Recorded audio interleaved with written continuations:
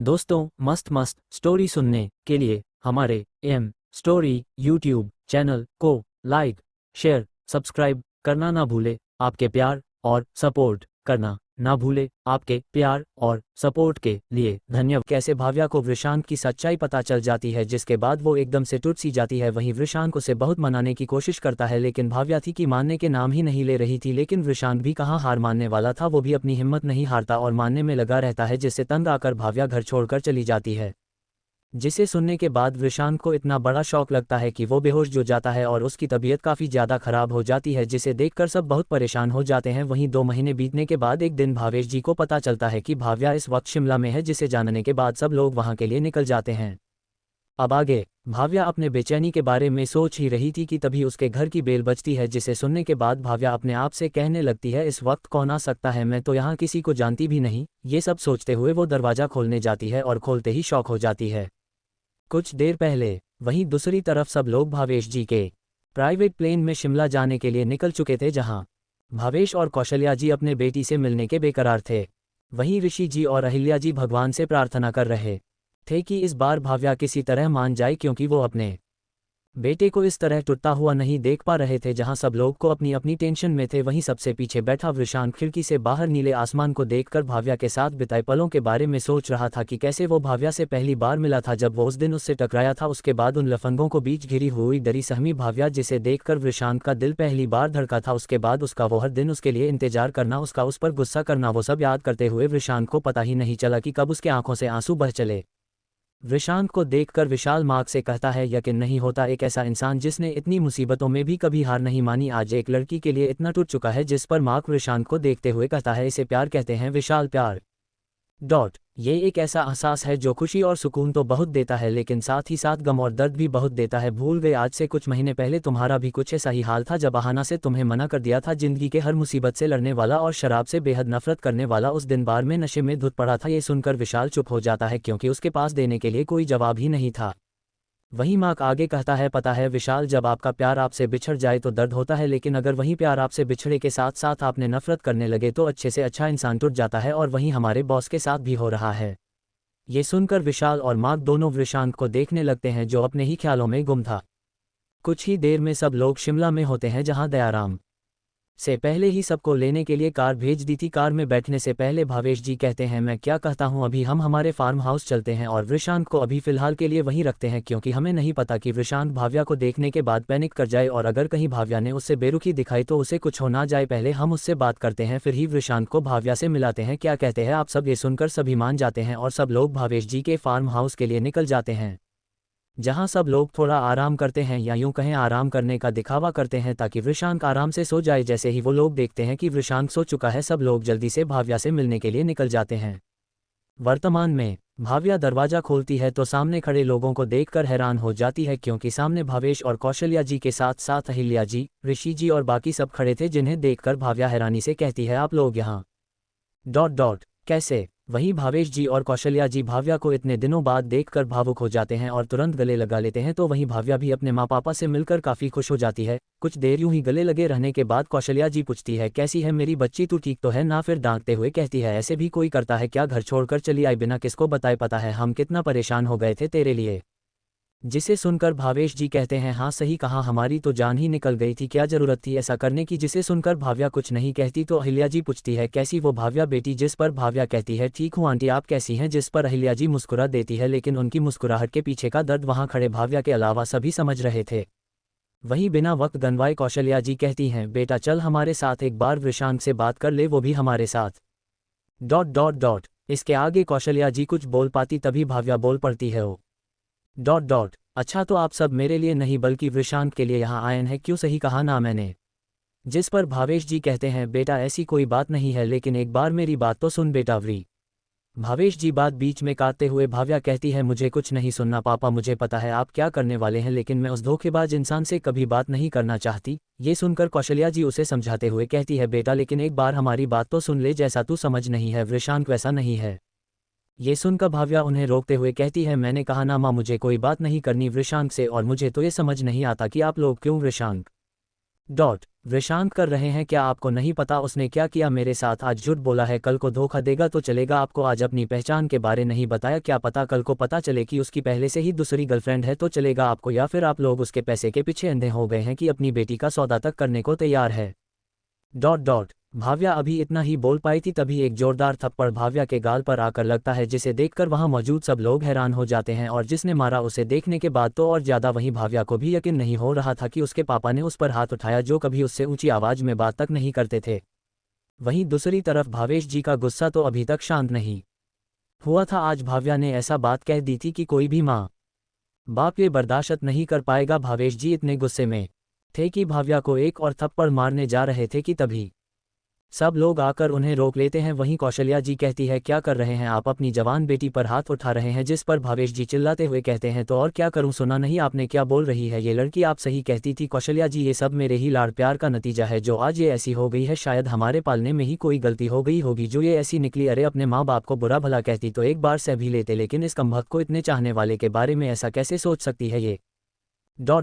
अरे मुझे तो समझ नहीं आता कि क्या देखकर विशांत ने इससे इतना प्यार किया और इसके लिए जान देने जा रहा था। भाव्या जो अब तक थप्पड़ के शौक से बाहर भी नहीं आई थी, उसने जब ये सुन कि विशांत ने अपनी जान देने की कोशिश की थी तो ये सुनकर तो जैसे भाव्या के पैरों तले जमीन ही खिसक गई। उसे अब अपने बेचैनी का राज समझ में आ रहा था। उसकी तो ये सोचकर भी रूह कांप उठी कि विशांत ने अपनी जान देने की कोशिश की थी। भले ही भाव्या विशांत से गुस्सा था और उससे कभी बात नहीं करना चाहती थी, लेकिन प्यार तो भी उससे बहुत करती थी और वो कभी नहीं चाहती थी उसकी वजह से विशांत को कोई भी दुख हो। लेकिन यहाँ तो विशांत ने उसके लिए अपनी जान देने की कोशिश की है। सुनकर भाव्या को अपने दिल में एक तेज का एहसास हुआ, मानो कोई उसकी जान ही निकाल के ले जा रहा हो। लेकिन फिर वो अपने आप को संभालते हुए भावेश जी पास जाती है और हकलाते हुए पूछती है, कर क्या कहा आपने? विशांत ने अपनी जान देने की कोशिश की, लेकिन क्यों? जिसे सुनकर भावेश जी गुस्से से चिल्लाते हुए कहते हैं, अभी भी तुम्हें ये जानना है? तुम्हें नहीं पता उसने ऐसा क्यों किया? अरे तुम्हें क्या फर्क पड़ता है? तुम्हें तो बस अपना ही दुख नजर आता है। तुम्हें लग रहा है विशांत ने तुम्हें धोखा दिया, लेकिन कभी तुमने ये जानने की कोशिश की कि विशांत ने ऐसा क्यों किया? क्या कारण था उसके पीछे जो उसे ऐसा कदम उठाना पड़ा? लेकिन तुम्हें इससे क्या? तुम्हें तो बस ये दिखाई दिया कि उसने तुमसे झूठ बोला और तो और उसे समझाने का एक भी मौका दिए बिना वहां से भाग गई।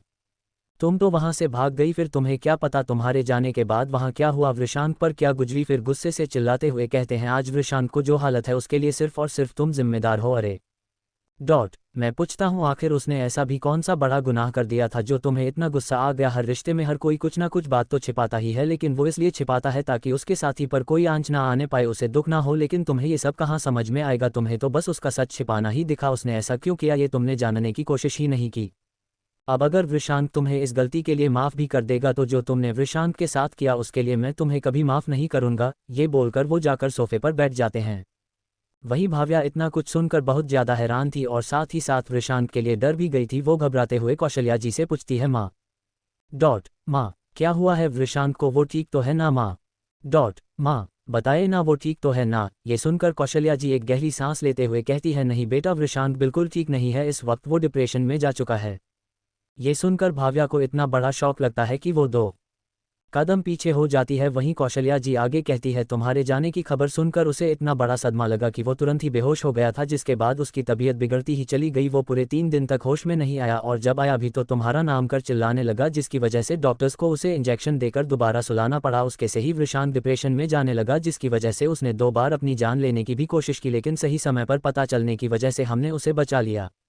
अब वो सिर्फ एक कठपुतली बनकर रह गया है, ना ही कहीं आता जाता है, ना ही किसी से बात करता है, बस अपने कमरे में तुम्हारी तस्वीर को सीने से लगाए तुम्हारी तस्वीरों से बात करता रहता है। ये सुनने के बाद तो भाव्या के हैरानी का ठिकाना ही नहीं रहा। उसे ये सब सुनकर इतना बड़ा शौक लगा कि वो अपने पैरों पर खड़ी भी नहीं रह पाए और नीचे गिरने लगी, जिसे देखकर हर्षवर्धन जी ने तुरंत उसे संभाला। उसे अब अपने किए पर इतना पछतावा हो रहा था कि उसे समझ ही नहीं आ रहा था कि वो क्या करे। आखिर अब कैसे नजरें मिलाएगी वो विशांत से, कैसे सामना करेगी को वो उसका। लेकिन फिर तुरंत अपने आंसू पोंछती है और अपने आप से कहती है, नहीं भाव्या, अभी ये रोने धोने का वक्त नहीं है, तुझे अपने किए का प्रायश्चित करना होगा। ये सोचकर वो कौशल्या जी से पूछती है, अभी विशांत कहाँ है माँ? जिस पर कौशल्या जी कहती है, वो इस वक्त हमारे फार्म हाउस पर हैं। क्यों, क्या हुआ? वहीं भाव्या इतना सुनने के बाद तुरंत बाहर की तरफ भागती है, जिसे देखकर कौशल्या जी पूछती है, अरे कहाँ जा रही है? जिस पर भाव्या वहां से जाते हुए कहती है, अपनी गलतियों का प्रायश्चित करने। ये बोलकर वो वहां से अपने फार्म हाउस के लिए निकल जाती है। 182 दोनों हुए एक। अब आगे वृषांत के बारे में जानकर भाव्या को अपने आप पर बहुत गुस्सा आ रहा था। वो अपने आप से कहती है, आखिर क्यों मैंने वृषांत की बात नहीं सुनी, क्यों मैं उसे बिना कुछ कहने का मौका दिए वहां से चली आई। अगर मैंने ऐसा कदम नहीं उठाया होता तो आज वृषांत की जो हालत है वो नहीं होती। इन सब की जिम्मेदार मैं ही हूँ। फिर अपने आंसुओं को पोंछकर कौशल्या जी से पूछती है, माँ विशी कहाँ इस वक्त। जिस पर कौशल्या जी कहती है, बेटा वो तो हमारे फार्म हाउस पर है इस वक्त, और जब हम निकले तब तो वो सो रहा था। ये सुनकर भाव्या बिना कुछ कहे सुने वहां से अपने फार्म हाउस जाने के लिए निकल जाती है, जिसे देखकर कौशल्या जी उसे रोकने की कोशिश करते हुए कहती है, अरे कहाँ चली। जिस पर भाव्या कहती है अपनी गलती सुधारने, ये बोलकर वो वहां से निकल जाती है, जिसे देखकर सबके चेहरे पर मुस्कुराहट आ जाती है और सभी एक चैन की सांस लेते हैं, क्योंकि उन्हें पता था कि अब सब सही होने वाला है। अभी सब ये सोच रही रहे थे कि तभी उन्हें कुछ टूटने की आवाज़ आती है, जिसे सुनकर सबका ध्यान उस आवाज़ की तरफ जाता है, जिसे देखकर सब हैरान हो जाते हैं, क्योंकि वो आवाज़ कांच टूटने की थी जिसे भावेश जी ने अपने ही हाथ में तोड़ लिया था। ये देखकर कौशल्या जी चिल्लाते हुए भावेश जी के पास जाती है, भावेश जी ... ये क्या कर रहे हैं आप। जिस पर भावेश जी कहते हैं, क्या कर रहा हूं, अपने आप को सजा दे रहा हूं, और क्या जिन हाथों से मैंने अपने बेटी को खिलाया आज वही हाथ मैंने अपनी बेटी पर उठाए। ये सोचकर ही मुझे दुख हो रहा है, तो बस उसी चीज़ की सजा दी है मैंने खुद को। ये सुनकर कौशल्या जी कहती है, नहीं भावेश जी आप ऐसा क्यों सोच रहे हैं, ऐसा कुछ नहीं है, बल्कि आपने तो अपनी बेटी को सही रास्ता दिखाया है। अगर आज आप उसे वो थप्पड़ नहीं मारते तो वो एक अच्छा और उससे बहुत प्यार करने वाला जीवनसाथी खो देती, जिसके बाद वो कभी सुखी नहीं रह पाती। उसके जिंदगी भर के सुख के लिए ये छोटी सी सजा तो कुछ नहीं है। आप अपने आप को दोष मत दीजिए, इसके लिए आपने जो किया सही किया। जिसे सुनकर भावेश जी हाँ में सिर हिलाते हैं, जिसके बाद कौशल्या जी उनके हाथ पर पट्टी बांध देती है, जिसे देखकर हर्षवर्धन जी कहते हैं, तो घर चले। वो क्या है ना, मुझे बहुत भूख लगी है, सुबह से मैंने कुछ नहीं खाया। ये सुनकर सबके चेहरे पर मुस्कुराहट आ जाती है। वहीं भावेश जी हर्षवर्धन जी की बात सुनकर कहते हैं, अबे भुक्खड़ कहीं के, प्लेन में तू खाते हुए आया है और कह रहा है सुबह से कुछ नहीं खाया, बस कर वरना फट जाएगा किसी दिन। जिसे सुनकर हर्षवर्धन जी बच्चों की तरह अहिल्या जी के पास जाते हुए कहते हैं, दीदी देखो ना भावेश मुझे मोटा बोल रहा है। जिसे सुनकर अहिल्या जी मुस्कुराते हुए कहता है, अरे तो ऐसे ही कह रहे हैं, तुम कहाँ मोटे हो, चलो मैं तुम्हारे लिए घर का अच्छा सा खाना बना दूंगी। जिसे सुनकर हर्षवर्धन जी भावेश को चिढ़ाने लगते हैं, जिसे देखकर सबके चेहरे पर एक बार फिर मुस्कुराहट आ जाती है। फिर कुछ सोचकर भावेश जी कहते हैं, मुझे लगता है आज हमें घर ना जाकर यहीं रहना चाहिए, ताकि उन दोनों को कुछ समय मिल सके और दोनों अपने अपने दिल की बात एक दूसरे को समझा पाएं। आप लोग क्या कहते हैं। जिस पर सभी को ये बात सही लगती है, जिसके बाद कोई भी घर नहीं जाता। वहीं दूसरी तरफ भाव्या कार चलाते हुए बस वृषांत के बारे में ही सोचे जा रही थी। जब उसने पहली बार उसे देखा था, उसके बाद वृषांत का उसके लिए गुंडों से लड़ जाना, कैसे उसने उसे भाव्या को उसके बुरे समय से निकाला, उसका हर समय साथ दिया, उसका प्रपोज करना, सब याद कर वो अपने आप से कहती है, मैं भी कितनी बुद्धू थी जो वृषांत को समझ नहीं पाई। वो हर वक्त मेरे साथ मेरे लिए खड़ा रहा और आज वो मेरी वजह से ऐसी हालत में है, मैं कैसे माफ़ कर पाऊंगी खुद को। बस अब वो किसी तरह ठीक हो जाए, मैं कभी उसे छोड़कर नहीं जाऊंगी। ये सब सोचते सोचते भाव्या का फार्म हाउस भी आ गया था, जिसे देखकर भाव्या जल्दी से कार रोककर अंदर की तरफ भागती है।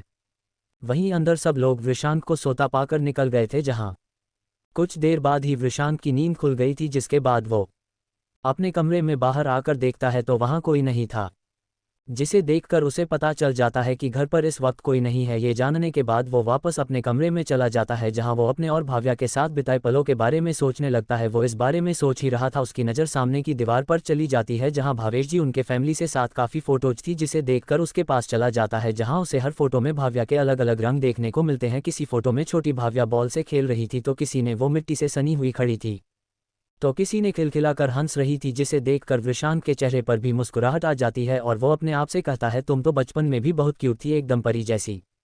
ये कहने के बाद वृषांत के आंखों में आंसू आ जाते हैं और वो अपने रुंधे हुए गले से तस्वीरों के देखते हुए कहता है, कहाँ चली गई तुम भाव्या, प्लीज़ वापस आ जाओ, मुझे एक बार अपनी बात कहने का मौका तो दो, मैं मर रहा हूँ, तुम्हारे बिना अब नहीं जिया जाता, तुम्हारे बिना मुझे पता ही नहीं चला मैं कब तुमने इतना प्यार करने लगा, प्लीज़ वापस आ जाओ भाव्या प्लीज़। और ये कहकर वो रोने लगता है।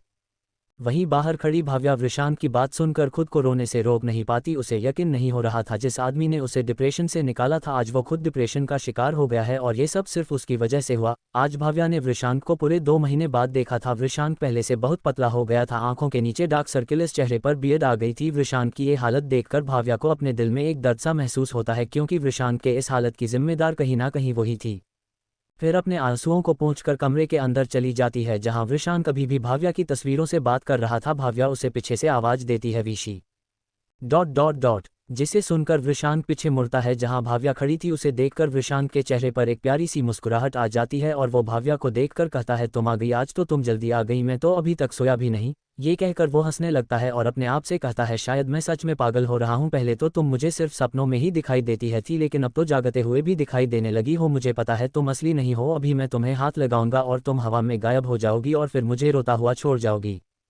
फिर रोते हुए कहता है प्लीज़ भाव्या मुझे माफ़ कर दो, बस एक आखिरी बार माफ़ कर दो, प्लीज़ वापस आ जाओ मेरे पास, जिसके बाद मैं तुम्हें कभी नहीं जाने दूंगा। वहीं वृषांक की बातें सुनकर भाव्या और ज़्यादा दुखी हो जाती है। उसे एहसास हो जाता है कि इन 2 महीनों में वृषांक ने उसे कितना मिस किया था, जिसे देखकर वो सोचती है आखिर कोई इंसान किसी ने इतना प्यार कैसे कर सकता है। जिसके बाद वो जाकर वृषांक को गले लगा लेती है और रोते हुए कहती है आई एम सॉरी विशी डॉट आई एस सॉरी, मुझे तुम्हें यूं इस तरह छोड़कर नहीं जाना चाहिए था, आई एम सॉरी, प्लीज़ मुझे माफ़ कर दो। वहीं भाव्या के यूं इस तरह गले लगने से वृषांक को यकीन ही नहीं होता कि सच में भाव्या उसके सामने है। वो हैरानी से बस भाव्या को ही देखे जा रहा था और शौक होते हुए कहता है क्या सच में ये तुम ही हो ना भाव्या। जिसे सुनकर भाव्या उसके चेहरे को पकड़कर अपने होठ उसके होठों पर रख देती है और बहुत ही पैशनेटली उसे किस करने लगती है, जिसे महसूस कर वृषांक को यकीन हो जाता है कि सच में भाव्या उसके सामने उसके पास ही है, वो भ्रम में नहीं है। यह एहसास होते ही उसके आंखों से आंसू पानी की तरह बहने लगते हैं। वहीं कुछ देर यूं ही किस करने बाद भाव्या वृषांक के सिर से अपने सिर को टच करते हुए पूछती है अब यकीन आया कि सच में ये मैं ही हूं, जिसे सुनकर वृषांक रोते हुए कहता है भाव्या तुम आ गई। Bhavya I am sorry Bhavya, मैंने जो कुछ भी किया वो बस तुम्हें बचाने के लिए किया, मैं तुम्हारी जान को खतरे में नहीं डालना चाहता था, बस इसलिए वो सब किया, प्लीज़ वृषांक इसके आगे कुछ कहता इससे पहले ही भाव्या उसके होठों पर अपनी उंगली रखकर उसे चुप करा देती है और कहती है बस विशी मुझे नहीं जानना तुमने ये क्यों किया, बस आज मुझसे एक वादा करो कि कभी भी तुम मुझसे कोई बात नहीं छिपाओगे, वादा करो। जिसे सुनकर वृषांक उसके हाथों को पकड़ते हुए कहता है मैं वादा करता हूँ भाव्या, मैं कभी तुमसे कुछ नहीं छिपाऊंगा, कभी नहीं। जिसे सुनकर भाव्या वापस उसे गले लगा लेती है। आज दोनों को काफ़ी दिनों बाद एक दूसरे का साथ मिला था, जिसे पाकर दोनों की बेचैनी शांत हो गई थी और कहीं ना कहीं दोनों एक हो चुके थे। तो क्या होगा आगे, अब जब दोनों के बीच सब सुलझ चुका है तो क्या अब दोनों एक हो जाएंगे या फिर कोई परेशानी आएगी। 183 सुकून भरा एहसास।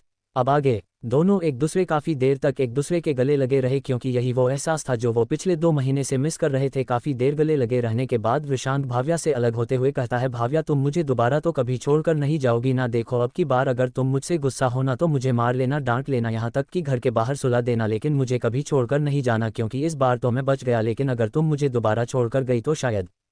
वृषांक अभी इतना ही बोल पाया था कि तभी भाव्या ने उसके होठ पर अपनी उंगली रहते हुए कहती है खबरदार जो आगे कुछ भी कहा तो तुम मेरी जान हो और मैं तुम्हें ये इजाज़त बिल्कुल नहीं देती कि तुम मेरी जान के साथ खिलवाड़ करो, और रही बात छोड़कर जाने की तो अब जब तक मौत हमें अलग ना कर दे हम कभी अलग नहीं होंगे। ये सुनकर वृषांक कहता है प्रॉमिस, जिस पर भाव्या मुस्कुराते हुए वृषांक को होठों पर हल्के और सॉफ्ट सा किस करते हुए कहती है प्रॉमिस। वृषांक अभी इतना ही बोल पाया था कि तभी भाव्या ने उसके होठ पर अपनी उंगली रहते हुए कहती है खबरदार जो आगे कुछ भी कहा तो तुम मेरी जान हो और मैं तुम्हें ये इजाज़त बिल्कुल नहीं देती कि तुम मेरी जान के साथ खिलवाड़ करो, और रही बात छोड़कर जाने की तो अब जब तक मौत हमें अलग ना कर दे हम कभी अलग नहीं होंगे। ये सुनकर वृषांक कहता है प्रॉमिस, जिस पर भाव्या मुस्कुराते हुए वृषांक को होठों पर हल्के और सॉफ्ट सा किस करते हुए कहती है प्रॉमिस। जिसके बाद वो वृषांक को बाहर ले जाते हुए कहती है अच्छा अब चलो तुम कुछ खा लो, देखो कितने कमज़ोर हो गए हो तुम, मेरे जाने के बाद तुमने अपने शरीर का बिल्कुल ध्यान नहीं रखा ना, मुझे पता है तुम हमेशा ऐसा ही करते हो, तुम क्यों नहीं अपनी सेहत का ध्यान रखते विशी भाव्या वृषांक को सुनाए जा रही थी, जिसे वृषांक अपने चेहरे पर मुस्कुराहट लिए सुन रहा था। ये प्यार भरी डांट उसने बहुत मिस की थी, भाव्या का यूं उस पर हक जताना उसने ये सब बहुत ज़्यादा मिस किया था। ये सब याद आते ही वृषांक भाव्या को पीछे से हक कर लेता है, जिसका एहसास होते ही भाव्या शांत हो जाती है। वहीं वृषांक भाव्या से कहता है थैंक यू भाव्या, मेरी ज़िंदगी में वापस आने के लिए मैं बता नहीं सकता मैंने तुम्हारा यूं मुझे डांटना, मुझ पर हक जताना कितना मिस किया। जिसे सुनकर भाव्या पलटते हुए कहती है मुझे पता है मैंने भी तुम्हें बहुत बहुत ज़्यादा मिस किया, लेकिन अब तो मैं आ गई हूँ ना, तो अब से हम अपने इन कड़वी यादों को भूलकर आगे अच्छी यादें बनाएंगे, ओके। ये सुनकर वृषांक के चेहरे पर एक प्यारी सी मुस्कुराहट आ जाती है और वो मुस्कुराते हुए कहता है ओके। जिसके बाद भाव्या वृषांक के लिए खाना बनाने लगती है। वहीं वृषांक स्लैब पर बैठकर बस भाव्या को काम करते हुए देखे जा रहा था, जिसे देखकर भाव्या कहती है विशी प्लीज़ मुझे ऐसे मत देखो, मुझे शर्मा रही थी। जिस पर वृषांक कहता है मुझे तो तुम शर्माते हुए भी बहुत क्यूट लगती हो। जिसे सुनकर भाव्या के गाल तो शर्म से लाल ही हो जाते हैं। जिसके बाद भाव्या वृषांक को वहां से उठाते हुए कहती है तुम कभी नहीं सुधर सकते, चलो अब चुपचाप जाकर टेबल पर बैठो, मैं खाना लेकर आती हूँ। जिसे सुनकर वृषांक मुंह बनाते हुए वहां से जाने लगता है, लेकिन फिर वापस आकर भाव्या के गाल पर किस करके भाग जाता है। वहीं भाव्या वृषांक की ये हरकत देखकर मुस्कुराने लगती है। कुछ ही देर में खाना बनकर तैयार हो जाता है, जिसे भाव्या टेबल कर सजा देती है और एक प्लेट में खाना निकालकर वृषांक को देते हुए कहती है, चलो खाकर बताओ कैसे बना है। मैंने तुम्हारी फेवरेट आलू की सब्जी बनाई है। जिस पर वृषांक कहता है, तुमने बनाया है तो अच्छा ही बना होगा। ये कहकर वो खाने लगता है, जिसे देखकर भाव्या के चेहरे पर भी स्माइल आ जाती है। वहीं वृषांक एक बाइट खाने के बाद दूसरा बाइट भाव्या की तरफ बढ़ा देता है, जिसे देखकर भाव्या कहती है, तुम खाओ, मैं बाद में खा लूंगी। जिस पर वृषांक कहता है, क्यों, साथ में खाने में क्या प्रॉब्लम है। जिस पर भाव्या को मनाना ही पड़ता है और वो दोनों एक दूसरे को खिलाने लगते हैं। खाना खत्म होने के बाद भाव्या वृषांक के साथ उसके रूम में आ जाती है और उसे दवाई देते हुए कहती है, अच्छा अब चलो ये दवाई खाओ और आराम करो, हम कल सुबह बात करते हैं। ये बोलकर वो वहां से जाने लगती है, लेकिन तभी उसे एहसास होता है कि उसका हाथ वृषांक ने पकड़ा हुआ है। ये देखकर भाव्या वृषांक से पूछती है, क्या हुआ विशी, कुछ चाहिए था तुम्हें। जिस पर वृषांक सिर झुकाते हुए बड़े ही मासूम अंदाज में कहता है, क्या तुम आज मेरे साथ नहीं सो सकती। जिस पर भाव्या को वृषांक को क्यूट सा फेस देखकर उस पर बहुत प्यार आता है और वो चाहकर भी मना नहीं कर पाती और उसके बगले में लेट जाती है, जिसे देखकर वृषांक के चेहरे पर एक प्यारी सी मुस्कुराहट आ जाती है और वो भी भाव्या को गले लगाकर आराम से सो जाता है। आज काफी दिनों बाद वृषांक सुकून की नींद सोया था, जिस बात का एहसास भाव्या को भी हो गया था।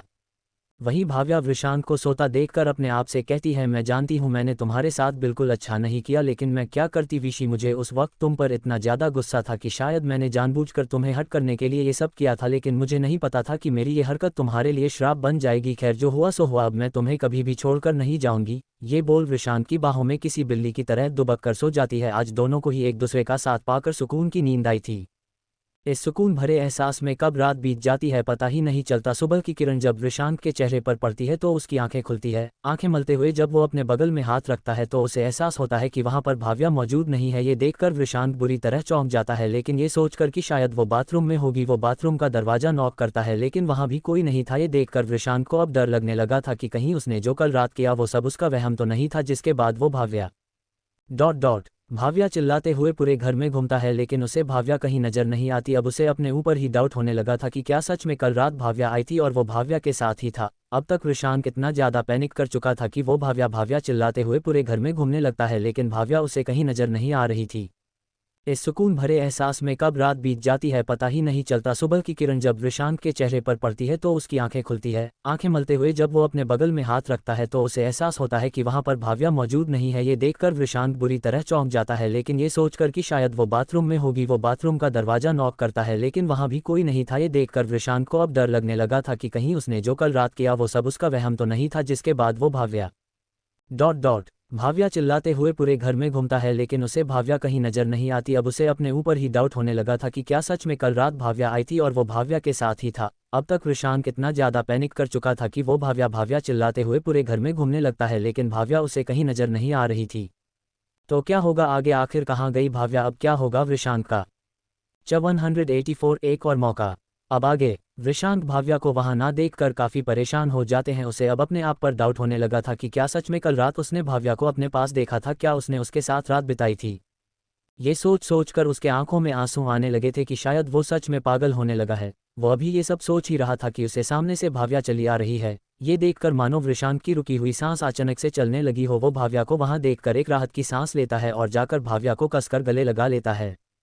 उसे इस बात की खुशी थी कि वो पागल नहीं हो रहा और कल रात सच में भाव्या उसके पास ही थी। वहीं वृषांक को इस तरह अचानक गले लगे देखकर भाव्या को कुछ अजीब लगता है। वो जैसे ही वृषांक से कुछ पूछने वाली होती है कि तभी उसे एहसास होता है कि वृषांक कांप रहा है। ये देखकर वो थोड़ी घबरा जाती है और पूछती है, विशी विशी क्या हुआ तुम्हें, तुम इतना कांप क्यों रहे हो। जिस पर वृषांक कुछ नहीं बोलता, बस उसे और कसकर गले लगा लेता है, जिसे देखकर भाव्या समझ जाती है कि वृषांक उसे अपने पास ना पाकर डर गया था। इस बात का एहसास होते हुए वो वृषांक के पीठ को सहलाते हुए कहती है, विशी कुछ नहीं हुआ है, देखो मैं यही हूँ तुम्हारे पास, तुम्हारे साथ होके। ये सुनकर वृषांक कहता है, वो जब मैं उठा तो तुम मुझे वहां नहीं मिली, फिर मैंने पूरे घर में देखा लेकिन तुम मुझे कहीं और भी नहीं मिली, तो मुझे लगने लगा शायद मैं पागल हो रहा हूं। जो मुझे लगा कि कल रात तुम मेरे साथ थी, बस यही सोचकर मैं बहुत डर गया था। वैसे तुम गई कहाँ थी। जिस पर भाव्या उसके चेहरे को पकड़ते हुए कहती है, विशी मैंने तुमसे वादा किया है ना कि मैं तुम्हें अब कभी छोड़कर नहीं जाऊंगी, तो तुमने ये कैसे सोच लिया कि मैं दोबारा कहीं चली जाऊंगी। मैं सिर्फ मार्केट गई थी कुछ सामान लाने, आज जब उठी तो देखा किचन में कुछ है ही नहीं बनाने के लिए। कल जो कुछ था मैंने बना दिया, तो इसलिए मैं बाहर मार्केट गई थी ताकि तुम्हारे लिए अच्छा सा नाश्ता बना सकूं। अच्छा अब जाओ और जाकर फ्रेश हो जाओ, तब तक मैं तुम्हारे लिए नाश्ता बना देती हूँ, ओके। ये सुनकर वृषांक हाँ में सिर हिलाता है और अपने कमरे में चला जाता है। वहीं भाव्या को वृषांक की ऐसी हालत देखकर बहुत बुरा लगता है और उसे अपने ऊपर गुस्सा आने लगता है कि आखिर क्यों उसने ऐसा नासमझी भरा कदम उठाया जिससे आज वो इंसान जो कभी किसी चीज़ से नहीं डरा आज सिर्फ उसके बाहर जाने से काम रहा था। ये सोचकर भाव्या अपने आप से कहती है जो हुआ सो हुआ, लेकिन अब वो हमेशा वृषांक के साथ रहेगी और वृषांक को बिल्कुल पहले जैसा हंसता खेलता और कॉन्फिडेंट वृषांक बना देगी। अपने मन में इस बात का निश्चय कर वो किचन में चली जाती है नाश्ता बनाने। कुछ ही देर में नाश्ता बनकर तैयार हो जाता है। अब तक वृषांक भी फ्रेश होकर नीचे आ चुका था। उसे नीचे आता देखकर भाव्या एक पल के लिए तो बस वृषांक को ही देखने लगती है, क्योंकि भले ही वो पतला हो गया था लेकिन आज उसने अपनी बियर्ड हटा दी थी जिससे वो और ज़्यादा हैंडसम लगने लगा था। ऊपर से आज उसे वृषांक की आंखों में वही चमक वापस नजर आ रही थी जो हमेशा वृषांक को भाव्या से मिलने पर आती थी। ये देखकर उसके मन में बहुत खुशी होती है कि चलो उसका सोचा हुआ काम इतना मुश्किल नहीं होने वाला। अपने ख्यालों से बाहर आते हुए वो वृषांक से कहती है तुम आ गए, चलो बैठो, मैं तुम्हारे लिए नाश्ता लेकर आती हूँ। ये बोलकर वो वहाँ जाने ही वाली होती है कि तभी उसे पीछे से आवाज़ आती है क्या हमें भी नाश्ता मिल सकता है, बहुत भूख लगी है। ये सुनकर वृषांक और भाव्या दोनों ही उस आवाज़ की तरफ देखते हैं जहाँ वो लोग देखते हैं कि पूरा परिवार खड़ा हुआ है और ये आवाज़ और किसी की नहीं बल्कि हर्षवर्धन जी थी, जिसे सुनकर भाव्या कहती है क्यों नहीं अंकल, आप लोग जल्दी से फ्रेश हो जाए, मैं सबके लिए नाश्ता लगाती हूँ। ये बोलकर वो किचन में चली जाती है। वहीं बाकी सब वृषांक से बात कर फ्रेश होने चले जाते हैं और जल्दी से आकर टेबल पर बैठ जाते हैं जहां भाव्या सबके लिए नाश्ता लगाने लगती है, जिसके दौरान वो देखती है कि भावेश जी अभी भी उससे कुछ नाराज है जिसे वो समझ सकती थी। आखिर एक तो उनकी बेटी उन्हें बिना बताए घर छोड़कर चली गई थी, ऊपर से कल रात उसने कितनी बदतमीजी से उनसे बात की थी, लेकिन वो अभी वृषांक के सामने ये सब बात करना ठीक नहीं समझी और बाद में बात करने का सोचकर सबको नाश्ता देने लगती है। कुछ ही देर में सब लोग नाश्ता कर लेते हैं, जिस पर भाव्या वृषांक से कहती है विशी चलो चलकर दवाई खा लो और बाहर जाकर थोड़ा टहलो, मैं भी आती हूँ थोड़ी देर में। जिस पर वृषांक किसी आज्ञाकारी बच्चे की तरह भाव्या की बात मानकर दवाई खाकर बाहर टहलन चला जाता है, जिसे देखकर भाव्या को ये सही समय लगता है भावेश जी से बात करने का, तो वो भावेश जी के पास जाती है और अपने घुटनों के बल बैठकर भावेश जी का हाथ अपने हाथों में लेकर कहती है सॉरी पापा, मैं जानती हूँ मैंने अपने गुस्से के चक्कर में सब कुछ बिगाड़ दिया है और आप लोगों को बहुत दुखी भी किया है। मैंने ऊपर से कल जैसे मैंने आपसे बात की, मुझे ये सब नहीं करना चाहिए था। आई एम सॉरी पापा, प्लीज़ मुझे माफ़ कर दो, मैं आगे से ऐसा कुछ नहीं करूंगी, पक्का प्रॉमिस। वहाँ खड़े सभी लोग भाव्या की बात सुनकर मुस्कुराने लगते हैं। वहीं भावेश जी तो कभी अपनी बेटी से गुस्साते ही नहीं, तो वो उसका हाथ पकड़कर उठाते हुए कहते हैं तुम्हें माफ़ी मांगने की कोई ज़रूरत नहीं है बेटी, मुझे पता है ये सब तुमने गुस्से में आकर किया, लेकिन बेटा अपने गुस्से को थोड़ा कम करो वरना ये तुमसे तुम्हारी सभी खुशियाँ छीन लेगा। ये सुनकर भाव्या हाँ में सिर हिलाती है और कहती है ओके पापा, जिस पर भावेश जी भी उससे सॉरी करते हुए कहते हैं आई एस सॉरी टू बेटा, कल मैंने आप पर हाथ उठाया ना आपको जोर से लगी। जिस पर भाव्या कहती है मुझे लगी तो जोर से थी, लेकिन आप सॉरी मत बोलो क्योंकि आपके उसी थप्पड़ की वजह से मेरी अक्ल में आपकी बात गई, वरना मैं अभी भी अपने गुस्से में ही रहती। ये सुनकर सब मुस्कुराने लगते हैं। वहीं भावेश जी ये सुनकर भाव्या को गले लगा लेते हैं, जिसके बाद भाव्या अहिल्या जी और ऋषि जी के पास जाकर उनसे कहती है मुझे माफ़ कर दीजिए अंकल आंटी, मुझे पता है मेरे इस गैरजिम्मेदार फैसले से अगर किसी को सबसे ज़्यादा फ़र्क पड़ा है तो वो आप लोग हैं। आज वृषांक की ऐसी हालत की जिम्मेदार कहीं ना कहीं मैं ही हूँ, जिसके लिए मैं आप से माफ़ी मांगती हूँ और एक और मौका मांगती हूँ। मैं अपनी गलतियां सुधारना चाहती हूँ, क्या आप मुझे एक और मौका देंगे? अब से मैं वृषांक की पूरी जिम्मेदारी लेना चाहती हूँ, उसे बिल्कुल पहले जैसा बनाना चाहती हूँ, क्या आप मुझे इसकी इजाज़त देंगे? जिस पर अहिल्या ही भाव्या के सिर पर हाथ रखते हुए कहती है हमारा आशीर्वाद तो हमेशा ही तुम्हारे साथ है बेटा, तुम्हें जो करना है जैसा करना है तुम कर सकती हो। आखिर को वृषांक तुम्हारा होने वाला पति जो है, जिसे सुनकर भाव्या शर्मा जाती है और वहाँ से बाहर की तरफ भाग जाती है। वहीं उसे भागता देखकर सब लोग हंस देते हैं। 185 शादी की बात। अब आगे भाव्या सबसे माफ़ी मांगकर वृषांक के पास चली जाती है जो कि बाहर टहल रहा था और साथ ही साथ वहां की हसीन वादियों को भी निहार रहा था जो कि बहुत ही ज़्यादा खूबसूरत थी। असल में भावेश जी का फार्म हाउस ऐसी जगह पर बना था जहां से नदियां, पहाड़ और काफ़ी हरा भरा जंगल था जो उस जगह की खूबसूरत बहुत ज़्यादा बढ़ा देता था। वृषांक जहां एक तरफ उन हसीन वादियों को निहारने में व्यस्त था, वहीं भाव्या का ध्यान तो केवल वृषांक पर था, क्योंकि उसके लिए वृषांक जितना लुभावना कुछ भी नहीं था वो वादियाँ भी नहीं। काफ़ी देर तक तब भाव्या वृषांक को देखते ही रहती है तो वृषांक को भी अपने ऊपर किसी की नज़र महसूस हो जाती है और वो बिना मुड़े ही सामने देखते हुए कहता है मुझे नहीं, इन खूबसूरत नज़ारे को देखो कितना सुंदर और खूबसूरत है सब कुछ। जिस पर भाव्या वृषांक के पास आकर उसके हाथों को प्यार से पकड़ते हुए उसके कंधे पर सिर रखकर कहती है मेरे लिए तो तुमसे ज़्यादा सुंदर चीज़ और कुछ भी नहीं है ये नदियाँ। पहाड़, पेड़ कुछ भी नहीं। ये सुनकर वृषांत के चेहरे पर एक मुस्कुराहट आ जाती है और वो भाव्या के हाथों पर किस करते हुए कहता है, अच्छा ऐसा है क्या? जिस पर भाव्या उसके गले में अपनी बाहें डालते हुए बहुत ही सिडक्टिव आवाज में कहती है, क्यों आपको कोई शक है क्या पांडे जी? जिस पर वृषांत उसके आंखों में खोते हुए कहता है, नहीं बिल्कुल नहीं। ये बोलकर वो भाव्या के होठों की तरफ बढ़ने लगता। वो भाव्या को किस करने ही वाला था कि तभी भाव्या वृषांत से अलग होते हुए कहती है, क्या कर रहे हो? सब लोग हैं यहाँ पर। जिस पर वृषांत भाव्या को उसकी कमर से वापस खींचते हुए कहता है, मुझे फर्क नहीं पड़ता और वैसे भी उन्हें मालूम है कि मैं और तुम बाहर है, तो जब तक हम बाहर है कोई भी बाहर नहीं आएगा। ये बोलकर वो भाव्या को किस करने लगता है, जिस पर भाव्या भी उसका साथ देने लगती है और दोनों ही उस पल को महसूस करने लगते हैं। कुछ देर बाद दोनों एक दूसरे से अलग होते हैं। इस वक्त भाव्या को इतनी शर्म आ रही थी कि वो शर्मा कर वृषांत के गले लग जाती है, जिसे देखकर वृषांत हंस देता है और उसे अपनी बाहों में भर लेता है। दोनों एक दूसरे को गले लगाए हुए थे कि तभी भाव्या वृषांत से कहती है, थैंक यू विशी, मेरी लाइफ में आने के लिए। सच बोलूं तो मुझे कभी कभी खुद पर यकीन ही नहीं होता है कि तुमने मुझे पसंद किया है। ये सुनकर वृषांत उसे अलग कर उसे देखते हुए कहता है, ऐसा नहीं है, बल्कि लकी तो मैं हूं जो तुम मेरी लाइफ में आई, वरना मैं तो इस प्यार व्यार पर से विश्वास ही खो बैठा था। जिसे सुनकर भाव्या कुछ देर के लिए तो वृषांत की आंखों में ही खो जाती है, लेकिन फिर होश में आते हुए कहती है, अच्छा अब चलो हमें देर हो रही है। जिस पर वृषांत नासमझी से पूछता है, कहाँ? जिस पर भाव्या कहती है, डॉक्टर के पास। और कहाँ? जिस पर वृषांत कहता है, लेकिन क्यों, मैं तो बिल्कुल ठीक हूँ। जिस पर भाव्या कहती है, मुझे पता है, लेकिन एक बार में ही तसल्ली के लिए चलो प्लीज़। भाव्या ने ये बात इतनी मासूमियत से कही थी कि वृषांत चाह कर भी मना नहीं कर पाया और दोनों लोग डॉक्टर से मिलने चले गए, जो कि खास उनके लिए इंदौर से शिमला आए थे। कुछ ही देर में भाव्या और वृषांत डॉक्टर के सामने होते हैं, जो वृषांत के कुछ टेस्ट्स करने के बाद उनके सामने बैठते हुए कहता है, so mister Vrishant, you are perfectly fine, बस ये कुछ मेडिसिन्स है जो आपको कुछ टाइम तक खानी होंगी, उसके बाद आप इन्हें बंद कर सकते हैं। जिसे सुनकर वृषांत भाव्या से कहता है, देखा मैं कह रहा था ना मुझे कुछ नहीं हुआ है, तुम खामखा परेशान हो रही थी। जिसे सुनकर भाव्या कहती है, हाँ बाबा मैंने भी सुन लिया। लेकिन भाव्या डॉक्टर के हाव भाव देखकर समझ गई थी कि उन्हें कुछ बात करनी है भाव्या से। तो भाव्या ने वृषांत से कहा, वृषांत मैं शायद अपना फ़ोन कार में ही भूल गई हूँ, तो क्या तुम जाकर ले आओगे और कार भी पार्किंग से निकाल लेना, जिससे हम लोग यहाँ से तुरंत ही निकल चलेंगे। ये सुनकर वृषांत चाबी लेकर कार पार्किंग की तरफ निकल जाता है। उसके जाने के बाद भाव्या डॉक्टर से पूछती है, कहिए डॉक्टर साहब, शायद आपको कुछ कहना है। जिस पर डॉक्टर कहते हैं, अच्छा हुआ आपने उन्हें भेज दिया, वरना उनके सामने मैं बात नहीं कर पाता। ये सुनकर भाव्या कहती है, आप बेझिझक बोलिए डॉक्टर साहब, क्या बात है? जिस पर डॉक्टर साहब कहते हैं, देखिए भाव्या जी, मैं आपको कोई झूठी बात नहीं बताऊंगा, लेकिन डिप्रेशन से गुजर रहे पेशेंट्स के साथ अक्सर ऐसा होता है कि वो कभी कभी बिल्कुल नॉर्मल दिखाई देते हैं, लेकिन अंदर से वो बिल्कुल टूट चुके होते हैं। हॉल की मिस्टर वृषांत के साथ ऐसा केस नहीं है, क्योंकि उनकी डिप्रेशन की सबसे बड़ी वजह ही अब खत्म हो चुकी है, जिससे उन्हें रिकवर होने में ज़्यादा समय नहीं लगेगा। लेकिन इस दौरान आपको उनका खास ख्याल रखना होगा, उनकी दवाइयाँ मिस नहीं होनी चाहिए। उन्हें किसी भी प्रकार का टेंशन मत दीजिएगा, बाकी वो जल्दी ही ठीक हो जाएंगे। ये सुनकर भाव्या कहती है, जी डॉक्टर साहब मैं ध्यान रखूंगी। अब तक वृषांत भी वहां आ चुका था, जिसके बाद कुछ और बातचीत करके वो लोग वहां से निकल जाते हैं। जिसके बाद वो लोग देर शिमला घूमते हैं और फिर एक रेस्टोरेंट में लंच कर वापस घर आ जाते हैं, जहां सब लोग वापस जाने की तैयारी कर रहे थे। जिसे देखकर भाव्या पूछती है, अरे ये सब क्या है, आप लोग कहाँ जा रहे हैं? कुछ दिन तो रहिए यहाँ पर। जिस पर भावेश जी कहते हैं, बेटा वहाँ बहुत काम पड़ा है जिसे हम छोड़ नहीं सकते, तुम लोग एक काम करो, तुम लोग यहाँ रहो जब तक तुम्हारा मन चाहे, फिर वापस आ जाना। ये सुनकर भाव्या उन्हें कुछ नहीं कहती और कुछ ही देर बाद सब लोग वहाँ से निकल जाते हैं। जिसके बाद वहाँ पर सिर्फ भाव्या और वृषांत ही बचे थे।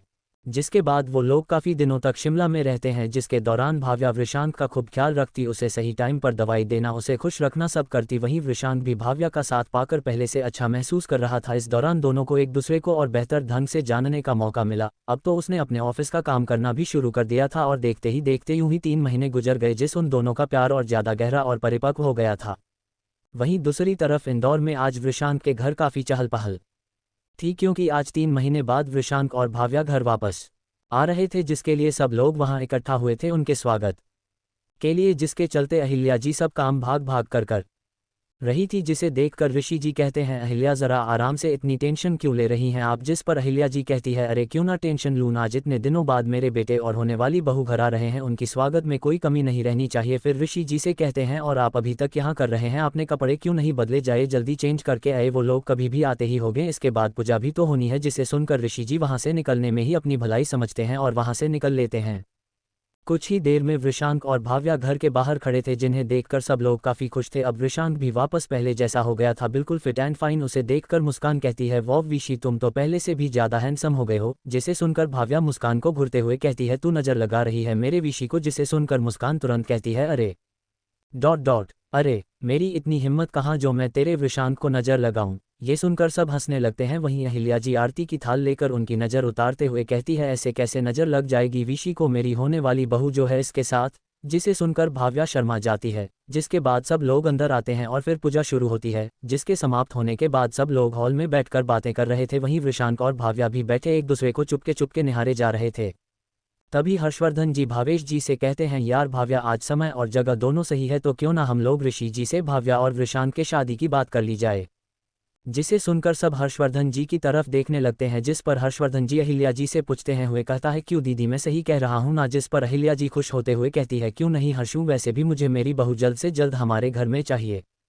जिसे सुनकर सब लोग हंसने लगते हैं। सब लोग इस बात से खुश थे, लेकिन भाव्या के मन में एक अलग ही ध्वन चल रहा था जो उसके चेहरे पर भी दिख रहा था, और वो वहां से उठकर ऊपर कमरे में चली जाती है, जिसे और किसी ने तो नहीं लेकिन मुस्कान ने जरूर नोटिस कर लिया था, तो वो भी उसके पीछे पीछे जाती है। 186 मन की बात। अब आगे सब लोग भाव्या और वृषांक की शादी की बात पर हंस मुस्कुरा रहे थे, लेकिन कोई था जो इस बात से उतना खुश नहीं लग रहा था, और वो थी खुद भाव्या, जिसके चेहरे पर शादी की बात सुनकर कुछ उदासी के भाव आ गए थे, और वो वहां से उठकर ऊपर कमरे में चली जाती है, जिसे सब उसका शर्मा समझकर ध्यान नहीं देते। लेकिन कोई था जिसने भाव्या के चेहरे की उदासी देख ली थी, और वो और कोई नहीं बल्कि मुस्कान थी। भाव्या को ऊपर जाता देखकर वो भी उसके पीछे जाती है, लेकिन भाव्या और मुस्कान को ये नहीं पता था कि कोई और भी था जिसने भाव्या को उदास चेहरे के साथ ऊपर जाते हुए देखा था। वहीं दूसरी तरफ भाव्या कमरे में आकर खिड़की के पास खड़ी हो जाती है और बाहर खुले आसमान को देखने लगती है, और अभी बाहर देख ही रही होती है कि तभी उसे पीछे से आवाज आती है, क्या तू ठीक है। जिसे सुनकर भाव्या पीछे मुड़ती है तो पाती है कि वहां मुस्कान खड़ी थी, जिसे देखकर वो वापस बाहर देखते हुए कहती है, हाँ मैं तो बिल्कुल ठीक हूँ, मुझे क्या हुआ है। जिस पर मुस्कान पूछती है, तो फिर वहां से उठकर क्यों चली आई। जिस पर भाव्या बिना उसे देखे हुए कहती है, बस ऐसे ही। जिस पर मुस्कान कहती है, तुझे पता है ना तू झूठ नहीं बोल पाती। जिस पर भाव्या पूछती है, तुझे कैसे मैं झूठ बोल रही हूँ। जिस पर मुस्कान मुस्कुराते हुए कहती है, क्योंकि तू जब भी झूठ बोलती है तो किसी से नजरें नहीं मिलाती। तो चल अब बता क्या बात है, क्या तू इस शादी से खुश नहीं है। जिस पर भाव्या पर बिना किसी भाव से कहती है, नहीं ऐसी बात नहीं है, सब खुश है तो मैं भी खुश हूँ।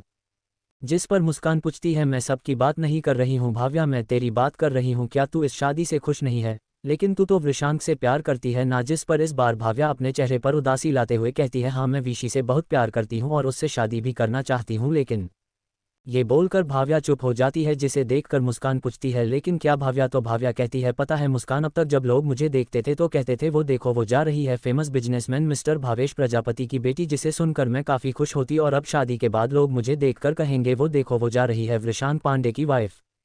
जिसे सुनकर मुस्कान कहती है, भाव्या तू ये सब क्या बोल रही है, मुझे कुछ समझ नहीं आ रहा है। जिस पर भाव्या कहती है, मैं ये कहना चाह रही हूँ कि पहले मैं मेरे पापा के नाम से जानी जाती थी और अब मैं मेरे हस्बैंड के नाम से जानी जाऊंगी। लेकिन मुस्कान इन सब में मैं कहाँ हूँ, मेरी खुद की क्या पहचान है।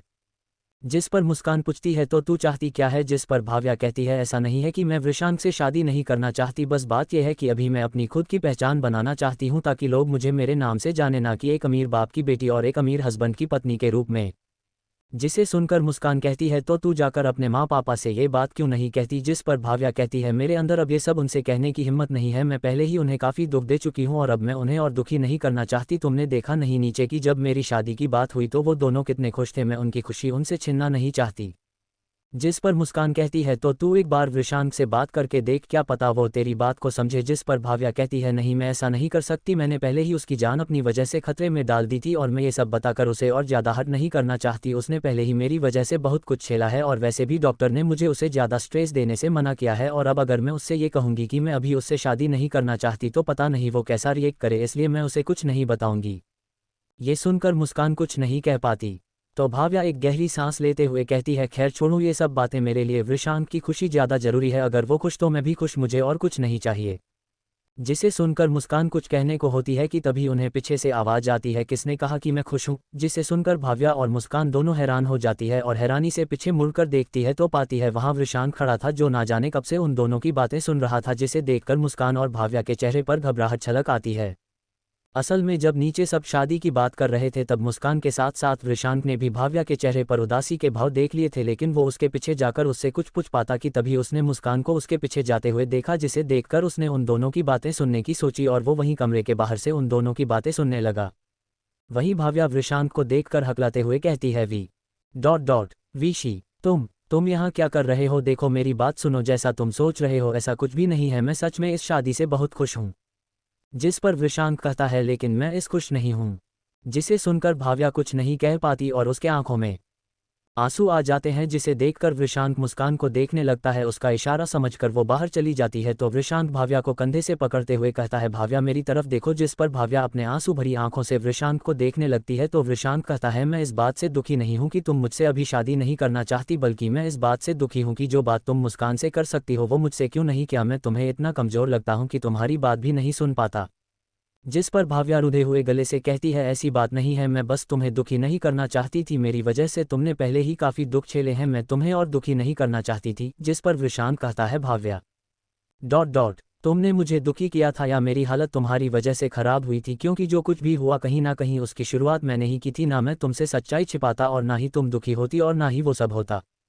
खैर वो सब छोड़ो, तुम जो कह रही थी उस बारे में बात करते हैं। असल में तो मैं भी नहीं चाहता कि तुम सिर्फ मेरी वाइफ बनकर रहो, मैं भी चाहता हूं कि तुम अपना खुद का नाम बनाओ। बस मैं सोच रहा था कि तुम्हें शादी के बाद इन सब का सरप्राइज दूं, लेकिन कोई बात नहीं, तुम अपने पैरों पर खड़ी हो जाओ, हम उसके बाद ही शादी करेंगे, ओके। जिस पर भाव्या कहती है, लेकिन विशी नीचे सब कितने खुश है। जिस पर वृषांक कहता है, तुम उनकी चिंता मत करो, मैं उन्हें संभाल लूंगा, अब चलो हम ये बात सबको बताते हैं। जिस पर भाव्या घबराते हुए कहती है, लेकिन विशी जिस पर वृषांक उसे चुप कराते और उसका हाथ थामते हुए कहता है, तुम्हें डरने की बिल्कुल भी जरूरत नहीं है, मैं हूं ना तुम्हारे साथ, तुम्हारा हर कदम पर साथ देने के लिए, तुम्हें मुझ पर भरोसा है ना। जिस सुनकर भाव्या वृषांक को देखते हुए कहती है, खुद से भी ज्यादा। जिसे सुनकर वृषांक कहता है, तो बस अब चलो। जिसके बाद वो भाव्या को लेकर नीचे जाने लगता है। 187 सबका साथ। भाव्या को यकीन दिलाता है कि वो उसके हर फैसले में साथ देगा, चाहे कुछ भी हो जाए, इसलिए उसे टेंशन लेने की जरूरत नहीं है। जिसे देखकर भाव्या के मन में वृषांक के लिए इज्जत और ज्यादा बढ़ जाती है और वो दोनों एक दूसरे का हाथ थामे नीचे जाने लगते हैं, जहां सब उनकी शादी की डेट फिक्स करने में बिजी थे। उन दोनों का नीचे आता देखकर भावेश जी कहते हैं, अरे आ गए तुम दोनों, चलो अब तुम ही दोनों डिसाइड करो कि तुम्हें कब शादी करनी है, क्योंकि एक मुहूर्त अगले हफ्ते का है, उसके बाद मुहूर्त 1 महीने बाद ही है, तो बताओ तुम लोग कब शादी करना चाहते हो। जिस पर वृषांक सबको देखते हुए कहता है, अंकल मुझे आपसे बात करनी है। जिस पर भावेश जी हंसते हुए कहते हैं, अरे बेटा अब तो तुम मुझे पापा जी कहने की आदत डालो। जिसे सुनकर सब लोग हंसने लगते हैं। जिस पर वृषांक कहता है, अंकल पहले आप मेरी बात तो सुन लीजिए। जिस पर भावेश जी कहते हैं, हाँ बेटा कहो क्या बात है। जिस पर वृषांक सबको देखते हुए कहता है, वो दरअसल भाव्या अभी शादी नहीं करना चाहती। ये सुनकर पूरे घर में एकदम से सन्नाटा फैल जाता है। सब लोग हैरानी से भाव्या और वृषांक को देखने लगते हैं। वहीं भाव्या सबको इस तरह अपनी तरफ देखता पाकर घबराने लगती है। जिस पर वृषांक उसका हाथ और कसकर पड़ता है और उसे ना घबराने के लिए कहता है।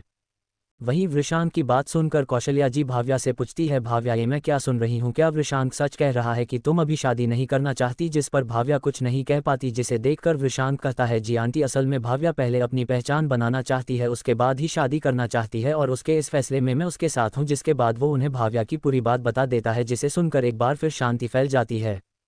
ये शांति भाव्या को अंदर से और ज्यादा डरा रही थी, जिसे महसूस कर वो वृषांक के हाथ को और कसकर पकड़ लेती है। कुछ देर की शांति के बाद भावेश जी कुछ कहने को होते हैं कि तभी अहिल्या जी की आवाज आती है, ये तो बहुत अच्छी बात है बेटा, मैं तुम्हारे इस फैसले में तुम्हारे साथ हूँ।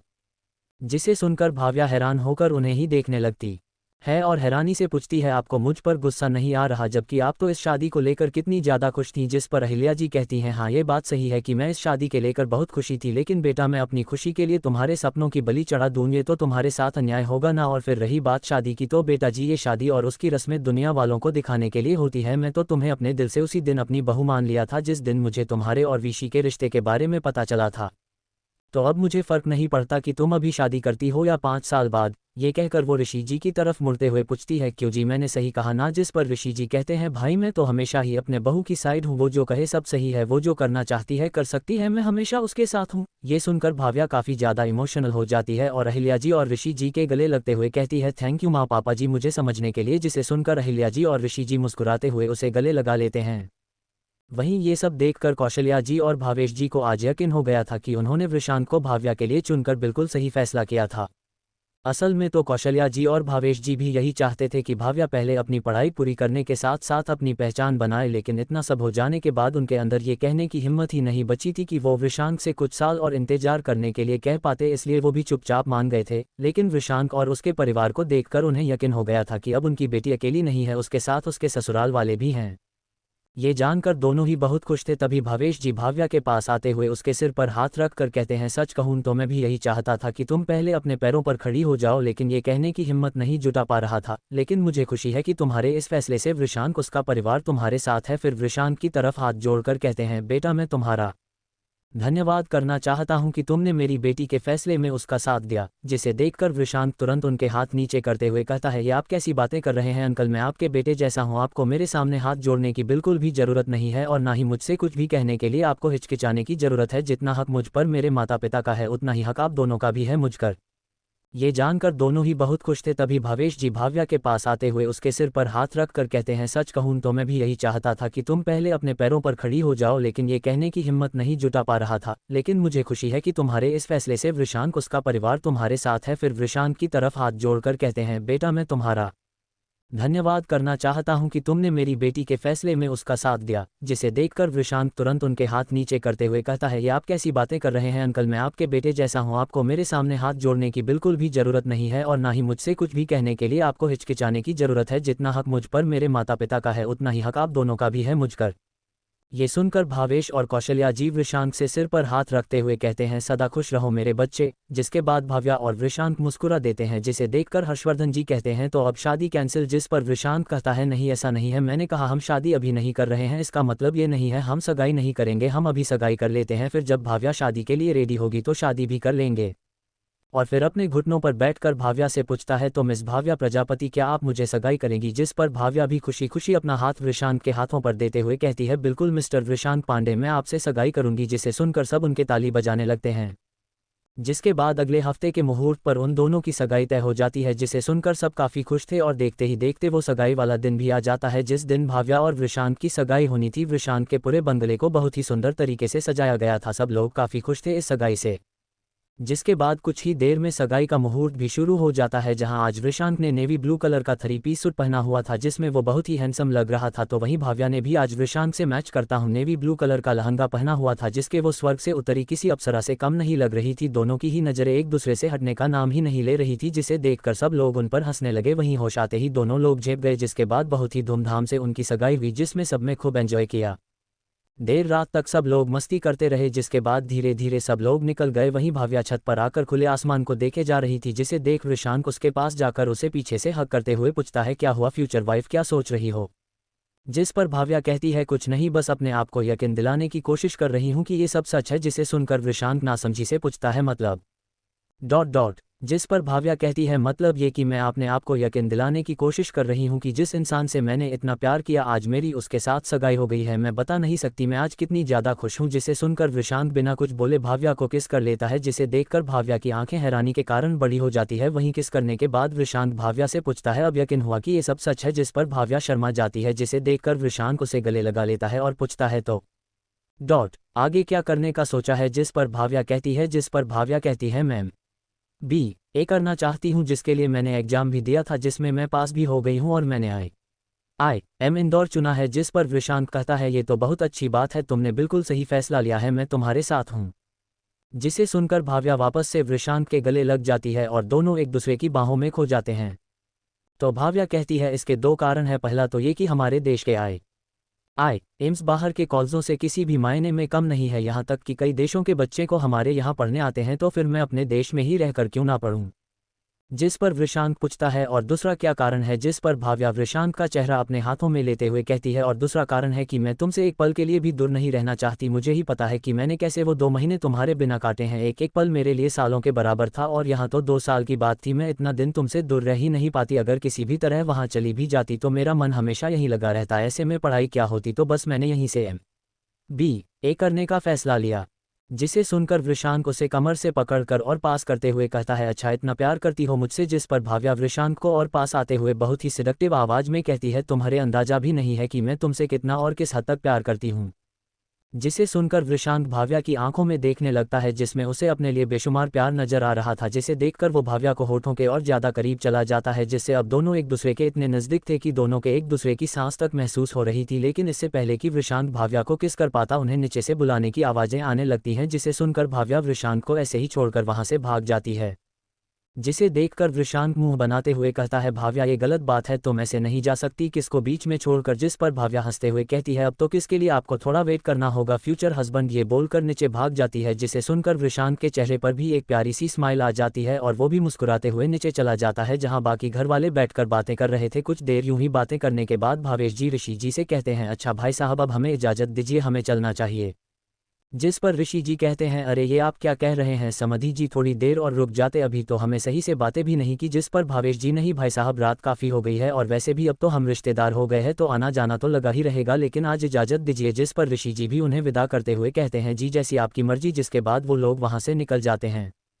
यूं ही कुछ दिन और बीत जाते हैं जिसमें भाव्या और वृषांक में अब और ज़्यादा नज़दीकियां आ चुकी थी। कोई भी शाम ऐसी नहीं होती जो दोनों साथ में ना बिताते हों, और देखते ही देखते वो दिन भी आ जाता है जब भाव्या का एम में पहला दिन था, जिसके के लिए भावेश, कौशल्या, ऋषि और अहिल्या जी उसे आशीर्वाद देते हैं। जिसके बाद भाव्या वृषांक के साथ वहां से निकल जाती है, जहां कार में वृषांक भाव्या को समझा रहा होता है कि वहां पर अच्छे से पढ़ाई करना, किसी से फालतू उलझने की जरूरत नहीं है। और इसके आगे वो कुछ कहता उससे पहले ही भाव्या कहती है, और लड़कों से दूर रहना यही नाविशी।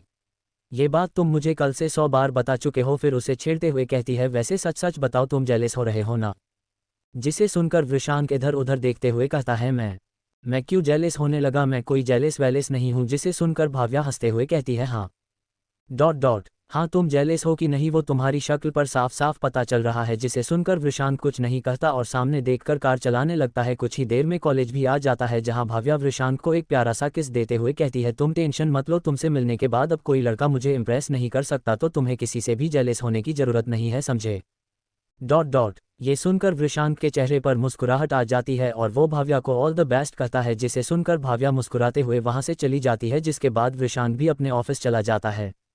वहीं भाव्या अपने क्लास में जाती है और आगे की सीट पर बैठ जाती है, जहां पहले से ही एक लड़की बैठी हुई थी, जो भाव्या को देखकर कहती है, हाय मेरा नाम चांदनी है और तुम्हारा। जिस पर भाव्या कहती है, Bhavya Prajapati, nice to meet you. जिसके बाद वो पीछे मुड़ती जहां 3 लोग बैठे हुए थे, जिसमें से एक लड़की और 2 लड़के थे, और उनसे कहती है, हे गाइस मीट भाव्या। और भाव्या, ये हैं हिमांशु, सौम्या और ये अच्युत। जिसे सुनकर हिमांशु और सौम्या भाव्या को हाय बोलते हैं, लेकिन अच्युत अपने फ़ोन में ही लगा हुआ था। जिसे देखकर चांदनी उसे मारते हुए कहती है, अरे कमीने, कम से कम फ़ोन से बाहर निकल कर हाय तो बोल दे। जिस पर अच्युत सिर ऊपर उठाकर जैसे ही कुछ कहने को होता है कि भाव्या को देखकर एक पल के लिए सांस लेना ही भूल जाता है। उसे तो पहली ही नज़र में भाव्या से लव एट फर्स्ट साइट हो गया था। भाव्या को देखते हुए अच्युत अपने मन में कहता है, कोई इतना सुंदर कैसे हो सकता है। काफ़ी देर तक जब अच्युत भाव्या को एकटक देखता रहता है तो भाव्या को भी कुछ अजीब लगने लगता है। वहीं अच्युत को ऐसा करता देखकर हिमांशु उसे कोहनी मारता है, जिससे अच्युत अपने होश में आता है और हाथ आगे बढ़ाते हुए कहता है, हाय आई एम अच्युत रायजादा। जिसे देखकर भाव्या भी उससे हाथ मिलाते हुए कहती है, भाव्या प्रजापति। जिसके बाद भाव्या अपना हाथ पीछे करने लगती है, लेकिन अच्युत था कि उसका हाथ छोड़ ही नहीं रहा था। ये देखकर भाव्या कहती है, मिस्टर रायजादा मेरा हाथ।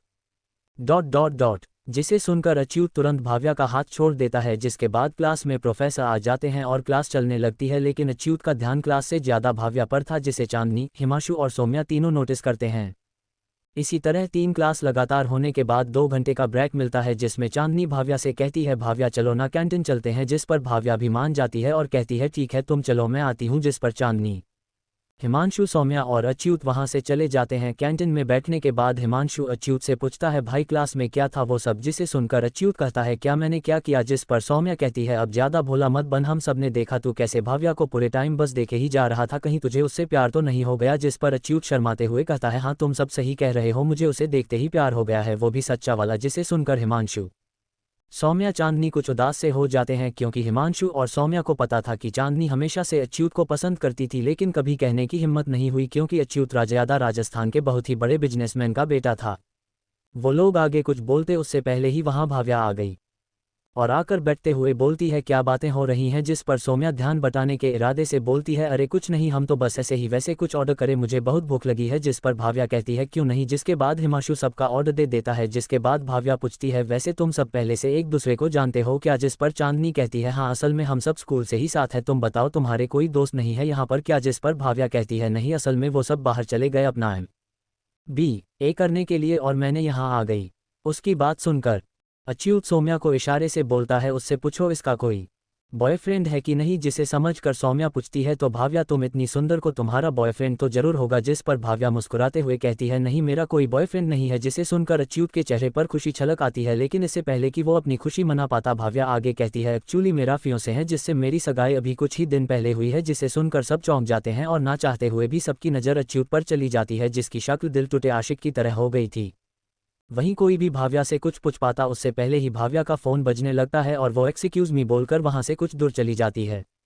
जिसके जाने के बाद हिमांशु अच्युत से कहता है अबे ये तो गजब हो गया, तुझे प्यार भी हुआ तो ऐसी लड़की से जिसका पहले से ही सगाई हो चुकी है। जिसे सुनकर अच्युत कुछ देर सोचते हुए कहता है तो क्या हुआ, सगाई हुई है, शादी थोड़ी, मतलब मेरा अभी भी चांस है, और वैसे भी मेरा नाम अच्युत रयजादा है, मेरे बारे में जानकर इसका फियों से जरूर ही डर कर भाग जाएगा। फिर हिमांशु से कहता है इसके मंगेतर के बारे में पता करो। वहीं दूसरी तरफ ऑफिस में मार्क वृषांत के कैबिन में आता है, जिसे देखकर वृषांत पूछता है हाँ मार्क कहो क्या अपडेट है। जिस पर मार्क कहता है सब कुछ सही है, भाव्या मैम का पहला दिन काफी अच्छा रहा, उनके 4 नए दोस्त भी बने जिनमें से 2 लड़के और 2 लड़कियां हैं। जिसे सुनकर वृषांत हाँ में सिर हिला देता है, जिसके बाद मार्क वहां से चला जाता है और देखते ही देखते इसी तरह 1 साल बीत जाता है। इस बीच भाव्या की उन चारों से काफी गहरी दोस्ती हो गई थी, यहाँ तक कि भाव्या को भी पता चल गया था कि चांदनी अच्युत को पसंद करती है। वहीं अच्युत भी भाव्या पर ट्राई मारता रहता है, लेकिन भाव्या कभी भी उस पर ध्यान ही नहीं देती थी। एक दिन यूं ही कैंटीन में बैठे हुए अच्युत कहता है यार मैं तो तंग आ गया हूं, मैंने कितनी भी कोशिश कर लूं लेकिन भाव्या के की कभी मुझ पर ध्यान ही नहीं देती, और अब तक उसके मंगेतर का भी कुछ पता नहीं चला सिवाय उसके नाम के कि उसका नाम वृषांत पांडे है, पता नहीं कैसे आदमी से सगाई कर ली है उसने। जिस पर सौम्या कहती है तो अब तू क्या करेगा, जिस पर अच्युत मन ही मन कुछ फैसला करते हुए कहता है बस अब बहुत हुआ, मैं आज ही भाव्या को प्रपोज करूंगा, जिसके बाद अपने डैड से कहकर भाव्या के घर रिश्ता भिजवाऊंगा। मेरे बारे में जाकर मुझे नहीं लगता वो लोग रिश्ते के बारे में मना करेंगे, आखिर मैं अच्युत रयजादा हूँ, विष्णु रयजादा के बेटा, रयजादा ग्रुप ऑफ कंपनीज का इकलौता वारिस। जिसे सुनकर वहां बैठे सारे लोग हैरान हो जाते हैं। वहीं चांदनी के दिल के तो जैसे 1000 टुकड़े हो गए हो। अच्युत की बात सुनकर उसके आंखों में आंसू आ जाते हैं, जिन्हें वो बड़ी सफाई से छिपा लेती है। वहीं अच्युत हिमांशु और सौम्या के साथ मिलकर भाव्या को प्रपोज करने के प्लान बनाने लगता है, जिसे उनके पीछे बैठा वृषांत का बॉडीगार्ड भी सुन लेता है, जिसे वृषांत ने भाव्या की सेफ्टी के लिए कॉलेज में भेजा था, जो जल्दी से जाकर सारी बात वृषांत को बता देता है। जिसे सुनकर वृषांत के गुस्से की तो सीमा नहीं रही, हॉल की उसे पहले ही अच्युत के करतूतों के बारे में पता था, लेकिन उसने उसे नजरअंदाज किया, लेकिन अब तो हद ही हो गई। वृषांत को देखकर मार्क और विशाल वृषांत की टांग खींचते हुए कहते हैं हो लगता है कहीं से चलने की स्मेल आ रही है क्यों। मार्क विशाल की बात सुनकर मार्क हंसने लगता है, तो वही वृषांत विशाल से कहता है विशाल इस वक्त में मजाक के मूड में नहीं हूं। जिसे सुनकर मार्क और विशाल सीरियस हो जाते हैं और पूछते हैं तो अब क्या करना है, जिस पर वृषांत बाहर जाते हुए कहता है चलो उस अच्युत रयजादा को उसकी औकात दिखा कर आते हैं। जिसे सुनकर मार्क और विशाल समझ जाते हैं कि आज तो अच्युत को वृषांत से कोई नहीं बचा सकता। ये सोचकर वो दोनों भी वृषांत के पीछे निकल जाते हैं। 189 हैप्पी एंडिंग। अब आगे वृषांत मार्क और विशाल के साथ भाव्या के कॉलेज के लिए निकल गया था। वहीं दूसरी तरफ अच्युत आज बहुत ही ज्यादा एक्साइटेड था, क्योंकि आज वो भाव्या को फाइनली प्रपोज करने वाला था, जिसमें उसका साथ हिमांशु और सौम्या दे रहे थे, और ना चाहते हुए भी चांदनी को भी अच्युत का साथ देने पड़ रहा था। इस संसार में चांदनी से ज्यादा बुरी किस्मत और किसी की नहीं होगी, जिसे अपने ही प्यार को दूसरे के हाथों में जाने के लिए तैयारियां करनी पड़ रही है। लेकिन चांदनी अच्युत से इतना प्यार करती है कि उसे उसके साथ से ज्यादा उसकी खुशी जरूरी थी। सारी तैयारियां हो जाने के बाद अच्युत चांदनी से कहता है चांदनी तुम भाव्या को कॉल करो और उसे किसी भी बहाने से यहां आने को बोलो। ये सुनकर तो चांदनी के आंखों में आंसू आने ही वाले थे, लेकिन उसने जैसे तैसे करके अपने आप को रोने से रोका, जिसका एहसास सौम्या और हिमांशु को भी हो गया था। सौम्या बात संभालते हुए कहती है हम एक काम करते हैं ना, हम सब उसे साथ में लेने चलते हैं, फिर यहाँ आकर तू उसे अपना सरप्राइज दे देना, क्या कहता है। जिस पर अच्युत कहता है हाँ ये भी ठीक है, सब चलते हैं, वरना क्या पता वो इस वक्त कहीं बिजी हो और आने को मना ही ना कर दे, ऐसे में हम लोग उसे यहाँ आने के फोर्स को कर ही सकते हैं। ये बोलकर वो सब भाव्या के पास जाने के लिए निकल जाते हैं, जो कि लाइब्रेरी में बैठे हुए अपने नोट्स बना रही थी।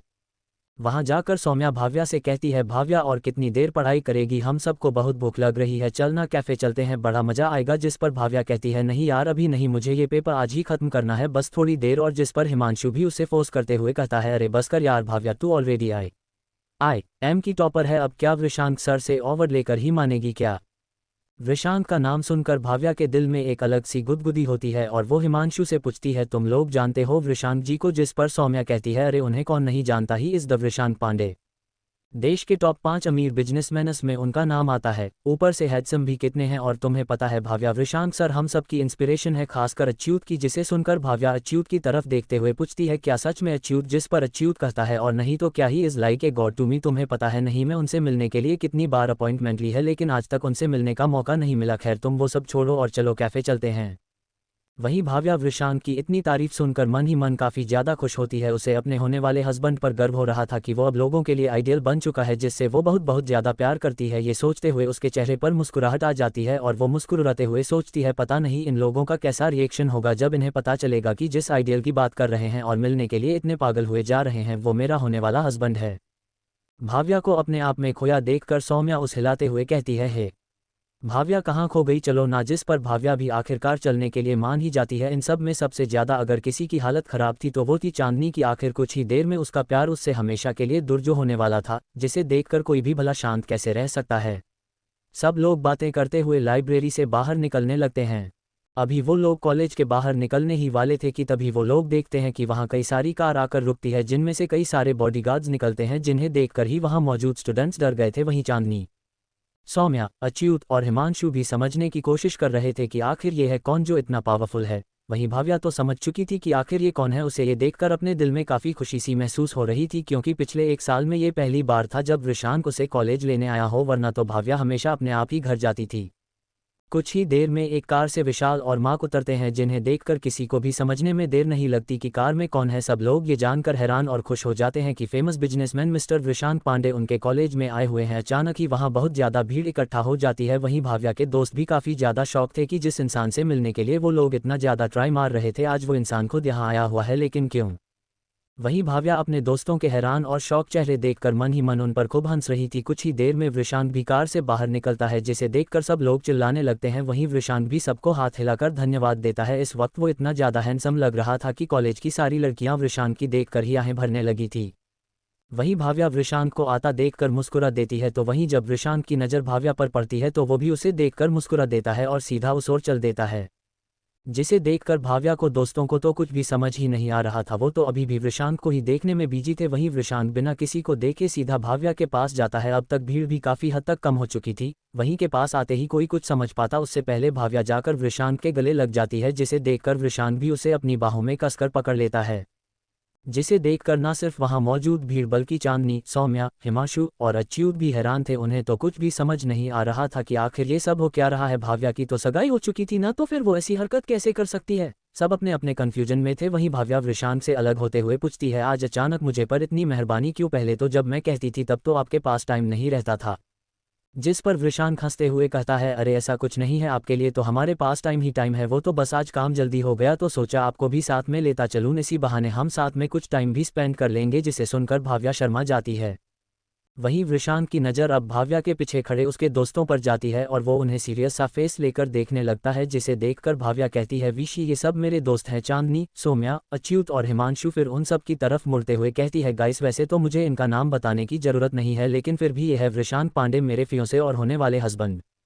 ये सुनकर तो उन चारों के पैरों तले जमीन ही खिसक जाती है। उन लोगों के मुंह खुले के खुले रह जाते हैं। सबसे पहले चांदनी होश में आकर हकलाते हुए कहती है, मतलब वृषांक पांडे तुम्हारे होने वाले हस्बैंड है? इसका मतलब तुम भाव्या? ओ नो, मतलब तुम भाव्या प्रजापति हो, भावेश प्रजापति की बेटी? क्योंकि मैंने सुना था कि वृषांक सर की सगाई भावेश प्रजापति की बेटी से हुई है, तो तुम हो वो भाव्या प्रजापति। असल में भाव्या ने किसी को भी ये नहीं बताया था कि वो भावेश प्रजापति की बेटी है, और ना ही उसने कभी वृषांक का नाम लिया था। भाव्या के बारे में और भाव्या का वृषांक से रिश्ता जानकर तो सब लोग काफ़ी ज़्यादा शौक थे, लेकिन सबसे ज़्यादा अगर किसी की हालत ख़राब थी तो वो थी अच्युत की। अब उसे लग रहा था कि भाव्या उसके नाम और स्टेटस को देखकर ही उसे हाँ कर देगी, और अब पता चल रहा है कि वो तो खुद ही इतने बड़े बिजनेसमैन की बेटी है। ऊपर से जिस लड़की का हस्बैंड वृषांक पांडे जैसा इंसान हो, वो भला क्यों किसी और पर ध्यान देगी।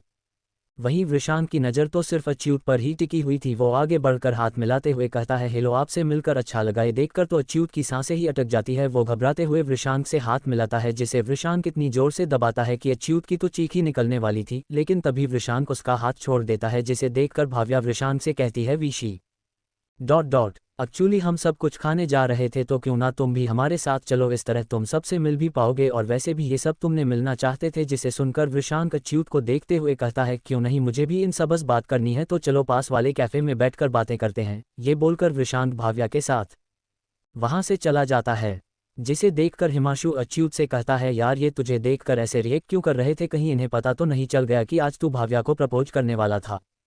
जिसे सुनकर ही अच्युत की रूह कांप जाती है और वो डरते हुए कहता है, अबे शुभ शुभ बोल, हार्ट अटैक से मारेगा क्या? जिस पर सौम्या घबराते हुए कहती है, वैसे ऐसा हो भी सकता है, इतने बड़े आदमी की मंगेतर है, उसने क्या उसके सेफ्टी के लिए बॉडीगार्ड नहीं रखे होंगे? उन्हें पक्का ही पता चल गया होगा, तभी तो आज अचानक इस तरह आ गए। ये सुनकर सब लोग डर जाते हैं और डरते हुए भाव्या और वृषांक के पीछे जाने लगते हैं। कुछ ही देर में वो लोग कैफे में बैठे हुए थे, जहां वृषांक उन्हें सीरियस फेस लेकर घुरे जा रहा था, तो वही वो सारे अपनी गर्दन नीचे झुकाए चुपचाप कॉफी पी रहे थे। वहीं भाव्या वृषांक से कुछ ना कुछ बोले ही जा रही थी, जिसका जवाब वृषांक भी हाँ मैं दे रहा था। भाव्या आगे कुछ कहती उससे पहले उसका फ़ोन बज गया जिस पर गुड़िया की कॉल आ रही थी जिसे वृषांक ने ही कहा था भाव्या को कॉल करने के लिए। भाव्या सबको वहां छोड़कर बाहर चली जाती है।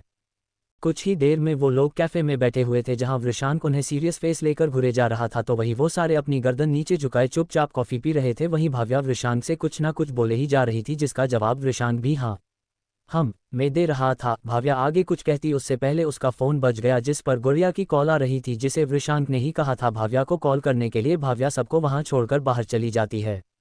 अब वहां सिर्फ वृषांक और वो चारों बचे हुए थे जिसे देखकर वृषांक कुछ कहता उससे पहले ही अच्युत बोल पड़ता है आई एम सॉरी सर, मुझे नहीं पता था कि भाव्या आपकी मंगेतर है, वरना मैं उसे कभी प्रपोज करने के बारे में नहीं सोचता। मुझे पता है आप इस वक्त बहुत गुस्सा है लेकिन मुझे बस एक बार माफ़ कर दीजिए, मैं आगे से भाव्या की तरफ आंख उठाकर भी नहीं देखूंगा।